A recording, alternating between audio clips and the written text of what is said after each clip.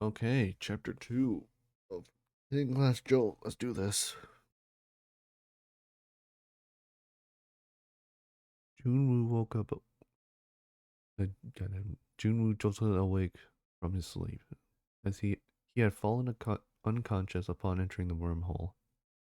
As he decides to get up onto his feet, or as he tries to get up, yeah, I read that right. Okay, I'm dumb. He scans his surroundings enshrouded in darkness. Enshrouded in darkness. Scans his surroundings enshrouded in darkness. He is He's in the middle of a forest. The trees were the trees were ginormous, reaching up to the sky. As he continues looking around, peering into the night, he spots a familiar shape. My cart! Junwoo quickly runs to check. Damn, I cannot read for shit. Junwoo runs to check on his cart. Luckily, luckily the cart was only roughed up, with everything either with everything else either scattered around or still inside the cart. As he's putting everything back into the cart, strange inhuman sounds started echoing around him. Deep chirpings and high-pitched squawkings can be heard around can be heard all around him with the source unknown and unseen. With a chill in his spine, Junwoo quickly packs up everything back onto the cart and starts pushing it towards one of the trees. The roots were big enough to surface waist-high walls, giving Junwoo more cover. What do I do? What do I do? Junwoo is panicking as he try. Junwoo is panicking, but he has to keep up. Calm there. Junwoo is panicking, but he has to keep calm. He tries to remember anything about a sentence his friends and customers have told him. When a person is chosen to become an ascendant, they are also given a class by the system based on multiple characteristics. Affinities, special skills, physiques, and more are taken into account to find the most suitable class for them. After receiving a class, they are then taken to the first floor of the tower that chose them, where they train and complete quests given to them by the system till they are ready to ascend the tower.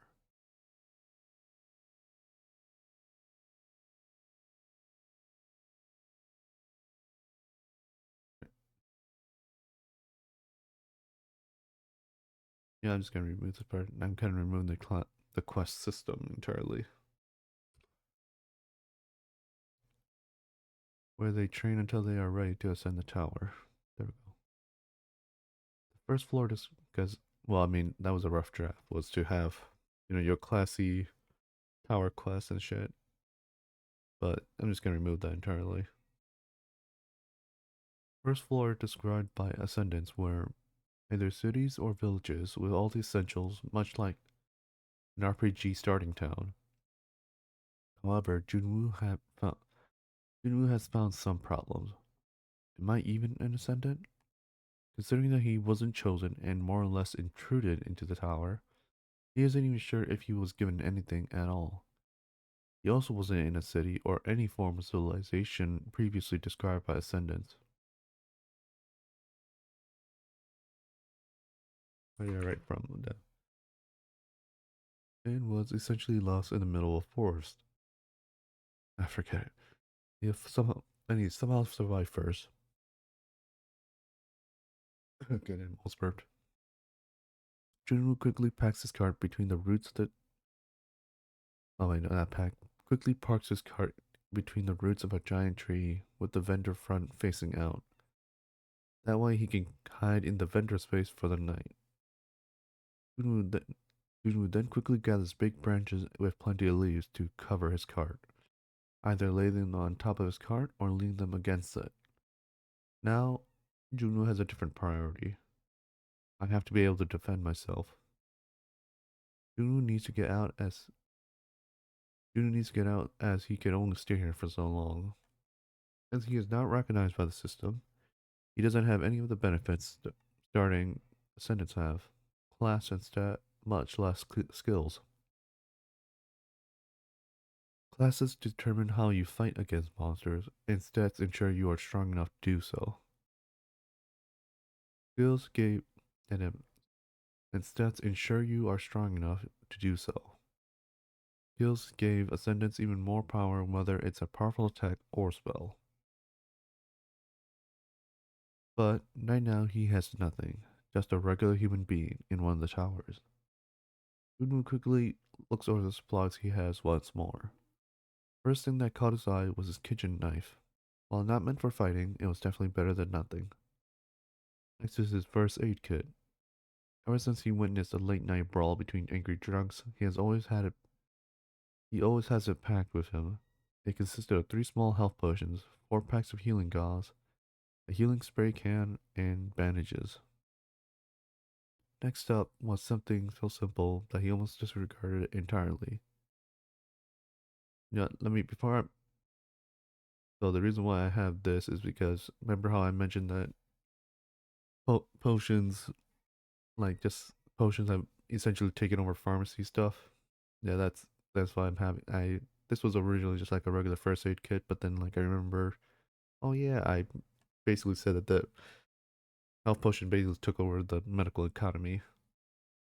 So that's why it has a mixed bag, both real and fantasy healing kit, first aid, essentially. Up next was something so simple that he almost disregarded it entirely. Spirit gloves.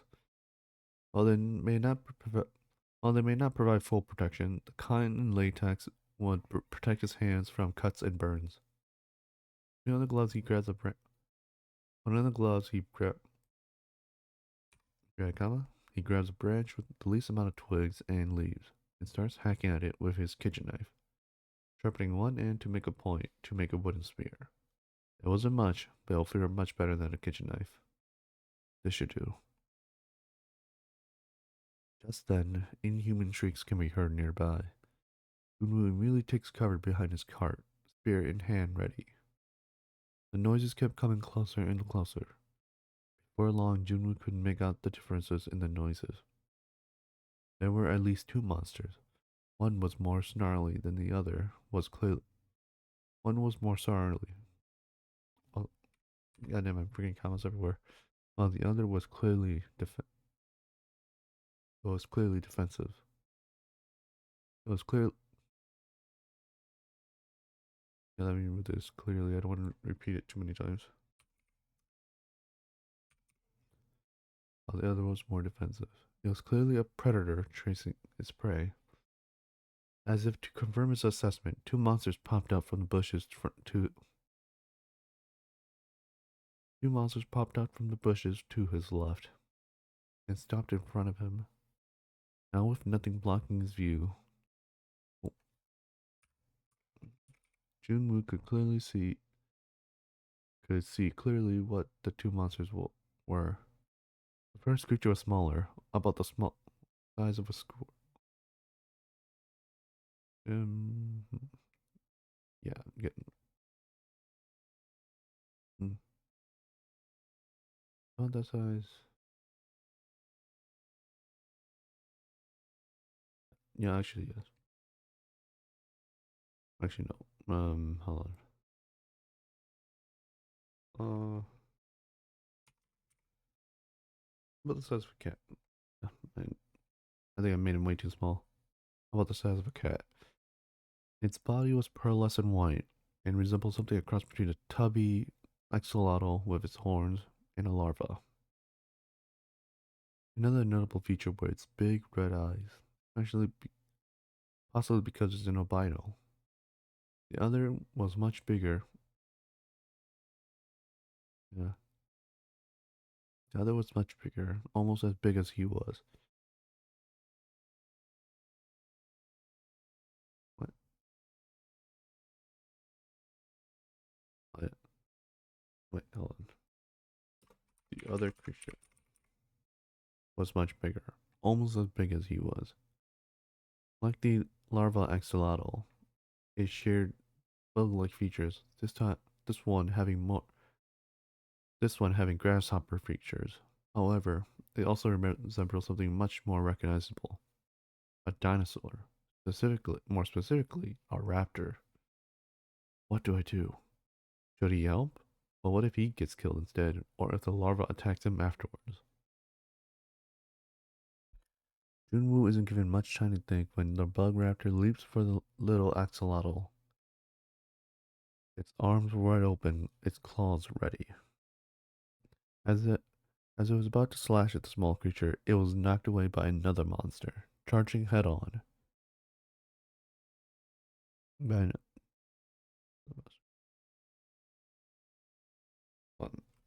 there we go. Charging head on.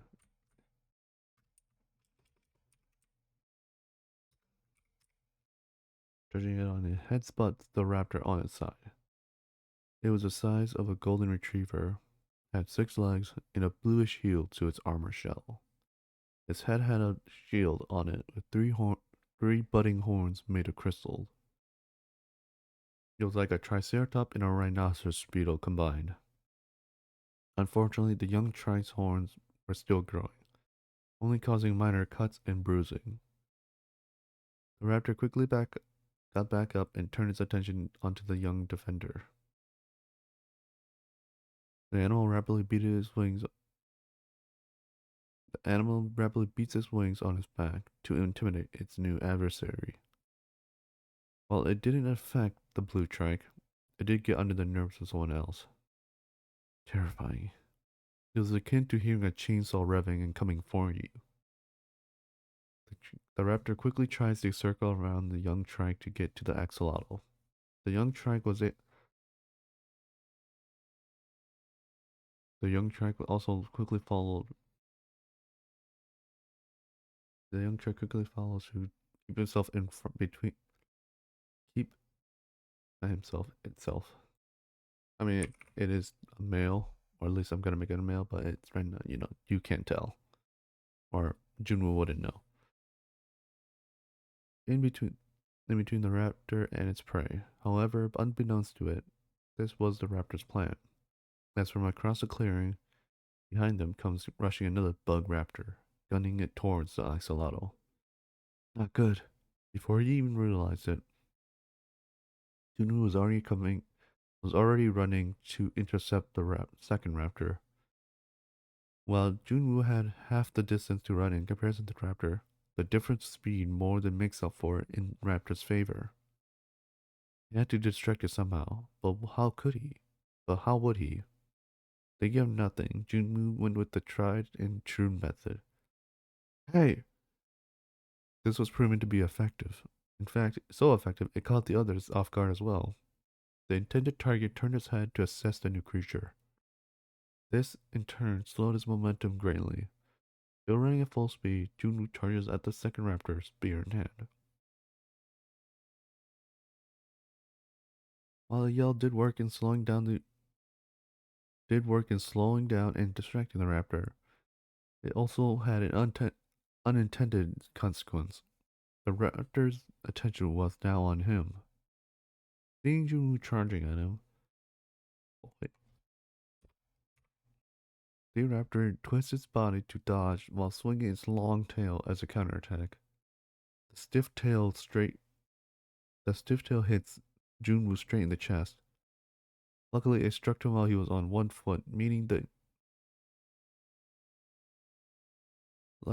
luckily it struck him while he was on one foot, meaning instead of bracing himself, he was sent flying instead, which gave way to the power. Had he braced himself, he probably would have suffered a broken rib. Still, though, he had the breath knocked out of him as he landed on his back. While he didn't do too much, thanks to a distraction, the white axolotl was now aware of the new threat.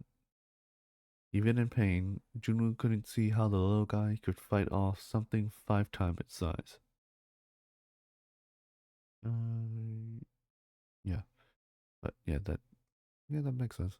5, because it was I'm changing sizes and shit. It was then that white bug reminded him that this was a tar floor.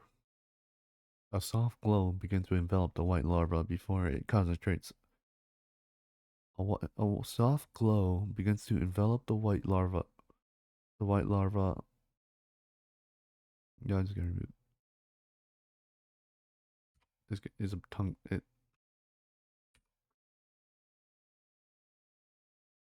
Or it concentrates above its head.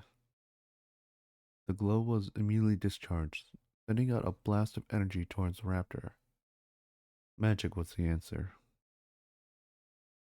Magic was the answer that eluded Junmu. The white bug was able to cast magic. The wh- Just gonna remove white because it's just repeating more words. The axolotl kept firing off magic at the raptor. The raptor tries to dodge, but because it was too close, it fails to dodge most of it. Or failed to dodge. It fails to dodge most of the magic. The accumulated damage was enough to drive the raptor away. Back on the other side, the raptor tried to force its way past the trike by grabbing onto its head. But the trike held its ground, not letting itself get yanked away. Junwoo was able to cover and turn its attention to the remaining raptor. After getting up, Junwoo moves closer before thrusting the spear past the blue trike at the raptor's chest. The spear's impact was dampened by the raptor's exoskeleton, but it was enough, as the spear point was able to draw blood. The injury was enough to make the raptor break away from the grapple and run off into darkness, likely to go meet up with its packmate. Right, blood. And then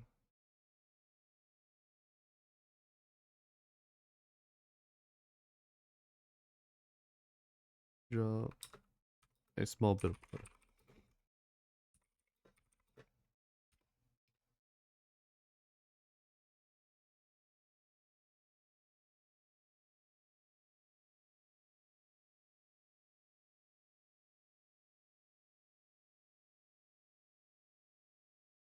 The injury and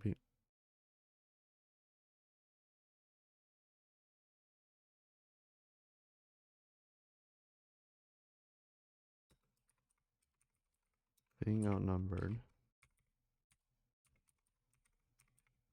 and possible more injuries.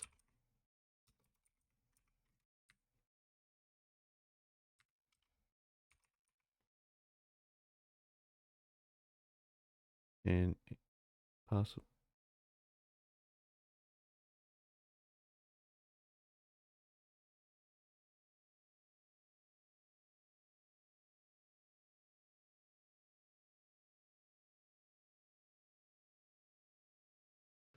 and possibly incurring.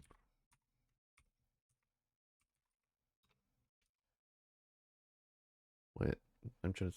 Wait, hold on. Does that make sense? Being outnumbered and possibly incurring more injuries was enough to make the raptor break away from the grapple and run up into the darkness, likely to go meet up with his packmate. Its shrieks could still be heard from a distance before the forest became silence once more. Moon and the two critters did not let up, guard ready in case they ever come back. 5 minutes have passed and still nothing has changed. Finally, Junwoo begins to relax, almost collapsing from the adrenaline left in almost collapsing after the adrenaline left his body. His heart is beating fast as he breathes deeply to recover from his fatigue. I should eat something.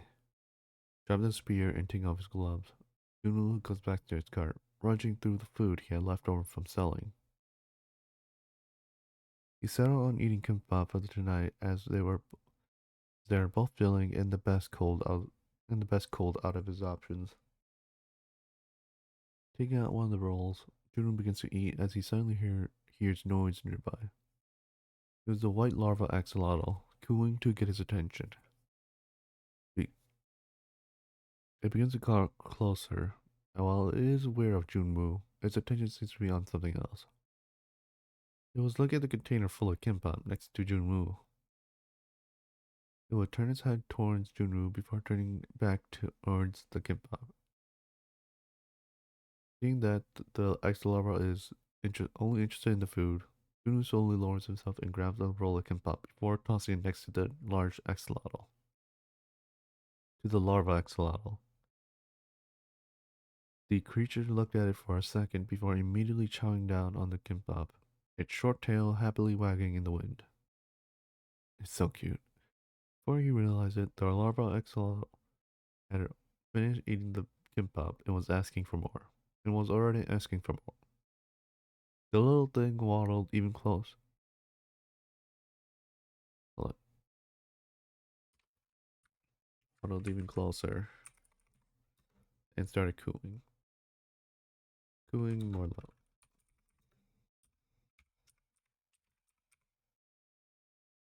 Who grabs another one, unable to resist its cuteness.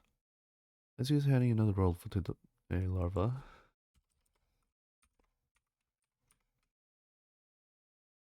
Unu looks over to the blue truck to see its reaction. It seems to be waiting patiently for its turn. Do you want one too? He hands the kimbap. He hands a kimbap in his hands to the white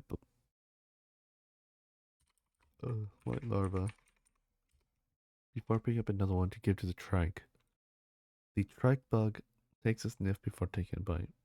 After the after the first bite, the trike bug immediately starts devouring the rest of the kimbap. Both seem to be omnivorous. Bah. I'm glad I'm glad they like them. Juno begins to relax again, eating the kimbap along with them. Then he noticed something. One, the trike's leg had a cut, likely from the bug raptors. Juno heads back to his car to grab the first aid kit. Random space. Taking out the gauze and bandages. The trike was cautious until it got a sniff of what it was, becoming Croar. Trike was cautious until it got a sniff of what it was. Hold on.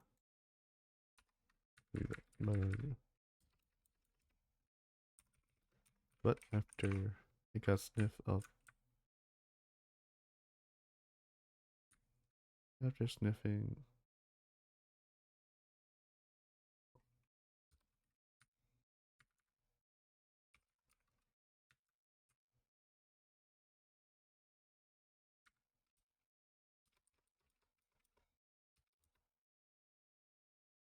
sniffing the kimbap.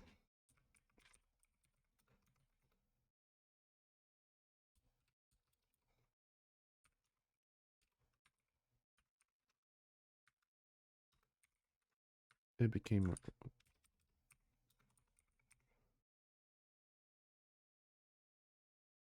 Yeah, the trike was cautious, but after sniffing the healing gauze, it became more cooperative. Yoon gently applied some of the gauze before covering it with a bandage. There we go. There we go. Now let's get back to eating. I can't even believe I'm trying to do the sound effect. It's gonna be annoying. Just, yeah, I'm not gonna do cool. After dinner, Junwoo begins. After dinner, Junwoo began rethinking about his situation. He had just survived his first encounter and may have now gained two new companions. However, he clearly needs to rethink his approach. The spear was good. The spear, well, good, he wasn't. The first one he tried to attack with a completely dodged and even counterattacked. The reason he even landed a hit on the second raptor was because it was stuck in a dunlock with the trike. He was very lucky he didn't meet the raptors alone. The raptors were, the raptors were quite capable of reading his moves and dodging his attacks. While the obvious answer is to be better with the spear, it's also obvious that improvements will take time. With time that he doubts he has in spare. Then what about the spear? The more he thought about it, the more things started to click. The spear, in essence, was a stick with one pointy end, but what if there were plenty of pointy ends? This way, if anything dodges the first point, they will still have to deal with the other points coming their way. Let's get started then. Putting back putting back on his gloves, Junwoo goes into the forest to look for big branches. After gathering a few branches, Junwoo returns and begins using his knife as best as could so he could shave the branches. The gloves provided needed comfort and grip on the branches, as without them, Junwoo's hand would be in very rough shape. Yeah, this is just ad. This is just filler.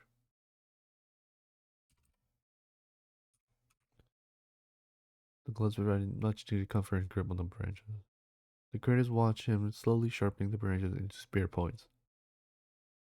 After a while, Junwoo finally completed his weapon, long enough to keep anything at bay, but also light enough to not be unwieldy.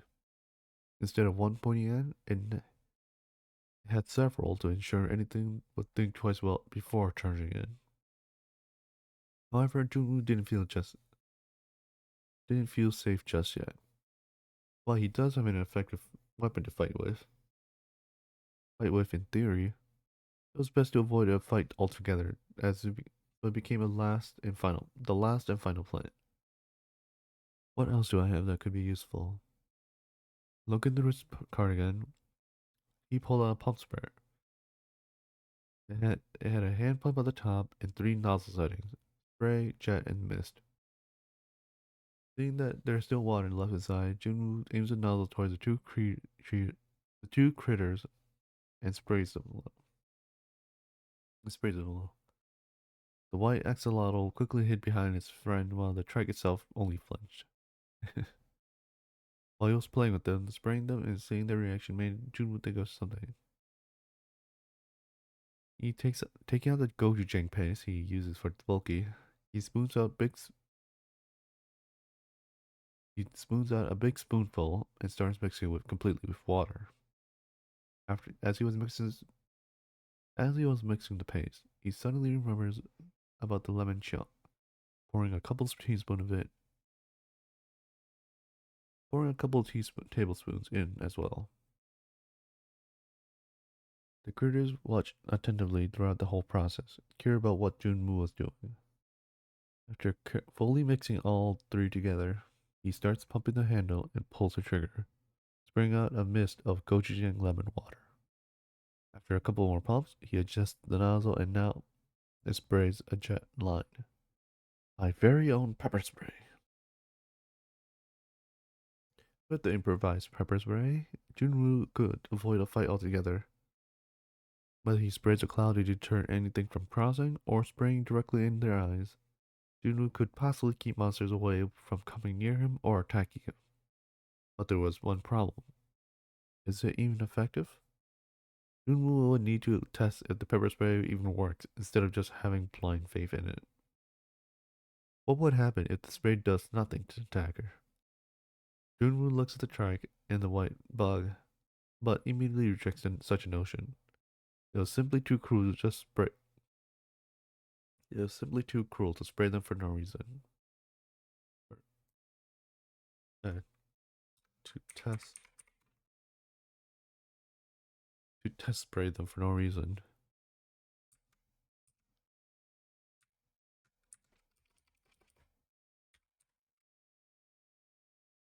It's really to test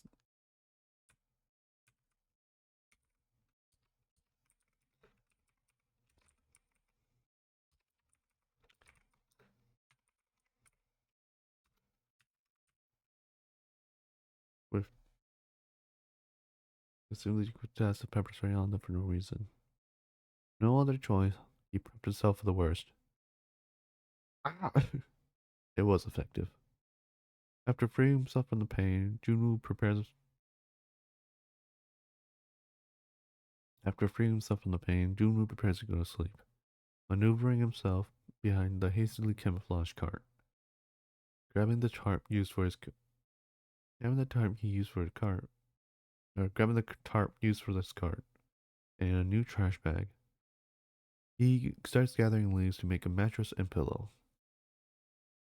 This definitely beats sleeping on the ground. As he's about to sleep, he finds both creatures curling up beside his leg. Lulu scoots over, giving him space to also sleep on the leaf mattress. White larva, it crawls up first, followed by the trach bug. The white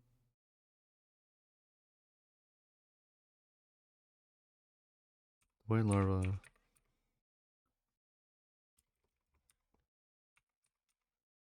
white larva curls up like a ball to go to sleep, while the trach bug sleeps straight on its belly with its 6 legs laid out.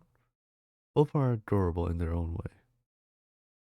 Using his jacket as a blanket, Kuno keeps a spray bottle and branched spear nearby as he slowly drifts off to sleep. Back in Korea. Yes, ma'am. Thank you for providing information on the missing person. We will notify you as soon as we find him. An office worker just received a phone call late at night. This person was working for the Korean branch of the Tower Ascendant Association.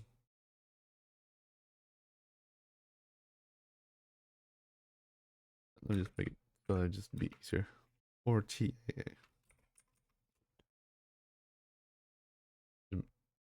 Because this is gonna be a pain in the ass to say the whole thing. The TA, I should have made the acronym sooner too, but I forgot about it.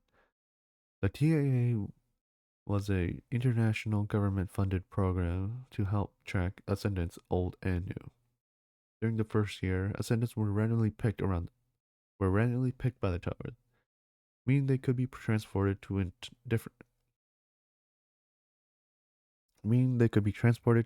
entirely different country.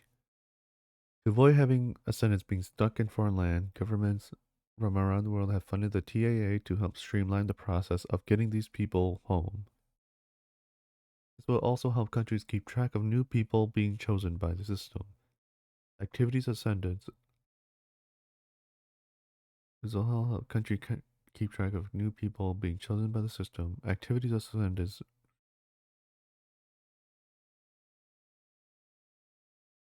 keep track of new people's system. Track the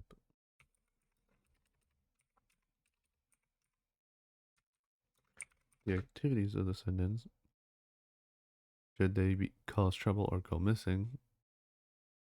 Today, the TAA had become the web that ties all guilds together, often sending out requests to them for various tasks. Hello, this is TAA Korea. How may I help you? Sir, please remain calm. We will do everything we can to find her. I see. I'll send a request to available guilds. As always, the TAA was always busy. With many working long shifts, receiving calls from regular people and ascendants alike. The most common calls were reports of missing people.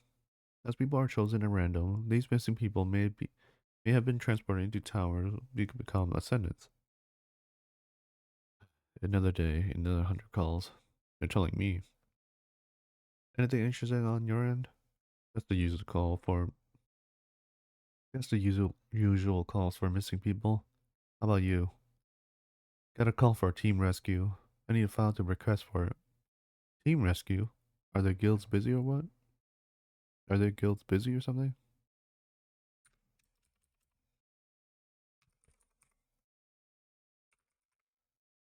No, it's a small guild. Barely 20. Huh. Been a while since I heard of guilds much more. Alright, I need.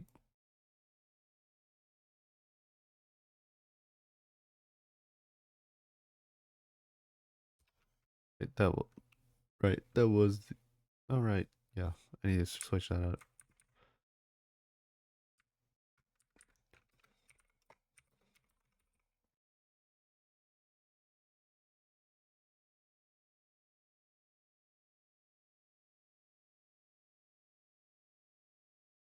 Yeah. Oh, yeah. I really need to rework this part because this was the original draft, but. Ugh. Because I switched the draft for chapter 1, but I forgot about chapter 2. And Spearhead was the original draft.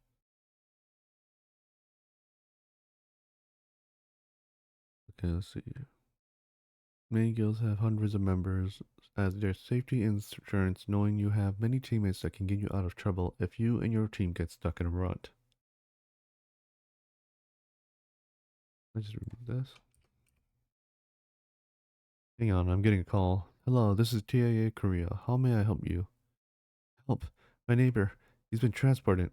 Ah, so he has been chosen. Ma'am, don't worry, he wasn't chosen. What? After a brief explanation of how her son was the initial target, then a neighbor of her jumped in instead to close the wormhole. This was a huge concern. This was a jumper situation. Some people believe they became.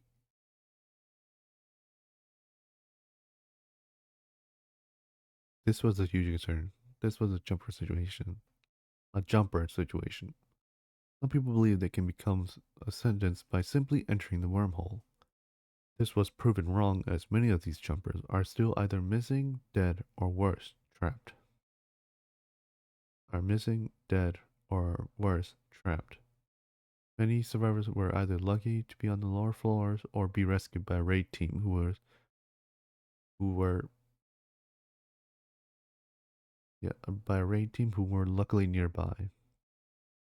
There's only been a few cases where jumpers have become ascendants.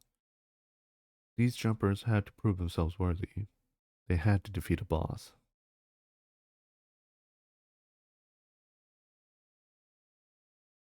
What is... hold on. They had to beat a tower. They had to beat a floor boss. What is his name? What is his name? And that's the end of chapter 2. Just a minor step. A lot of just... Uh, but yeah, this is like the hard part. But because it's just my creatures, because, they're a mix of, well, dinosaurs, lizards, you know, dinosaur lizards, amphibians, that kind of thing, with but with bug like features. So it's like, how do I describe them? But yeah, that's why it's like I'm just jumping like use like color characteristics and but it's annoying because their true monster name hasn't been revealed just yet. So yeah, it's a pain in the ass to try to describe what they look like. But yep, that's the end of chapter 2. If you enjoy so far, please like and subscribe, and please share this with anyone who is interested in this kind of style of writing. But thank you. I'ma get to you again. See you on the other side. I'd walk 1,000 miles. I'll always get to you wherever you are. No, I won't be a letdown. Tell me, what do I do?